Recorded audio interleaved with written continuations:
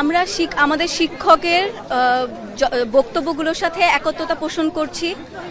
আমাদের গতকালকে আপনারা জানেন যে আমাদের শিক্ষকের উপর হামলা হয়েছে, আমাদের দুজন শ্রদ্ধেয় শিক্ষকের উপর। আমরা এর তীব্র নিন্দা জানাই এবং এভাবে গায়ে হাত তুলে আমাদেরকে দমানো যাবে না। যত আমাদেরকে আটক করা হবে, গ্রেফতার করা হবে, আমরা তত আরও সোচ্চার হব। এভাবে মুখ বন্ধ করে আমাদেরকে আর রাখা যাবে না। আজকে আমাদের কর্মসূচিটা মেইনলি হলো রিমেম্বারিং আওয়ার হিরোজ।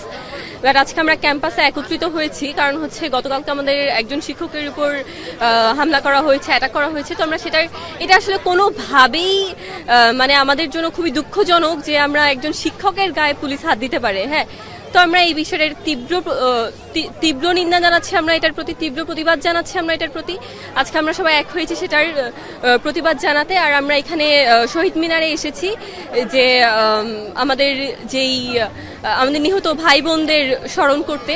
আর আসলে আমাদের ক্যাম্পাসে বিভিন্ন দিক থেকে হচ্ছে স্টুডেন্টদেরকে ঢুকতে দিচ্ছে না বা প্রশ্নবিদ্ধ করছে, শিক্ষকদেরও তাই সেম করছে। তো আমরা জানতে চাই যে আমরা এই প্রশ্নের জবাব চাই যে কেন আমাদের ক্যাম্পাসে আমরা ঢুকতে পারবো না, কেন আমাদের ক্যাম্পাসে ঢুকতে হলে আমাদেরকে পুলিশের কাছে জবাবদিহিতা করতে হবে। তো আমরা চাই যে শীঘ্রই এই ক্যাম্পাস থেকে এই পুলিশ বা বিজিবি সকল ধরনের বাহিনী যেন উঠে নেয়, আমরা আমাদের ক্যাম্পাসে যেন মুক্তভাবে ঘোরাফেরা করতে পারি আগের মতো। আর আমাদের দাবি আসলে এখন একটাই, জুলাই হত্যাকাণ্ড যে ঘটিয়েছে সেই হত্যাকাণ্ডের আমরা এখন বিচার চাই।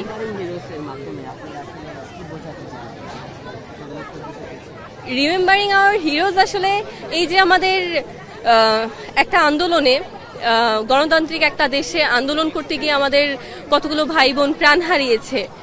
তো ওদেরকে তো আসলে আমরা কখনো, যদিও আমাদের সব দাবি মেনে নেয়, ওদেরকে আমরা কখনোই ভুলতে পারবো না। ওরা আমাদের মাঝে চিরকাল থেকে যাবে। ওরা যেই ত্যাগ করেছে এই দেশের জন্য, এই জাতির জন্য, সেটা কখনো ভুলার নয়। আমরা এদেরকে সবসময় মনে রাখবো। এটা আপনাদের জন্য আজকে নতুন হলেও আমাদের জন্য এটা অনেক শান্তিপূর্ণ আন্দোলন। কয়েকদিন হয়েছে, তখন আসলে পুরো দেশবাসীও জানতো না, কিন্তু আমরা জানি 16 তারিখে আমাদের ইউনিভার্সিটির প্রাঙ্গণে আমাদের শিক্ষার্থীদের উপর ভয়ঙ্করভাবে অ্যাটাক হয় এবং ওখানেও দুই দল ছিল, শিক্ষার্থী ভার্সেস যারা অ্যাটাক করেছেন তারা। তো এরপর থেকে আসলে আমার বিশ্ববিদ্যালয়ে যেখানে আমি পড়েছি, আমি আমার মেধা দিয়ে উত্তীর্ণ হয়ে এখানে পড়ালেখা করছি, প্রত্যেকটা মানুষই এখানে থাকাটা ডিজার্ভ করে। দুঃখের সময় আমরা খুব আপন জায়গায় ছুটে যেতে চাই। এখানে যখন আমরা দেখছি যে আমাদের ভাই বোন সহপাঠীরা ভয়ঙ্করভাবে নিপীড়নের শিকার হচ্ছে, আমরা কেউই আসতে পারছি না।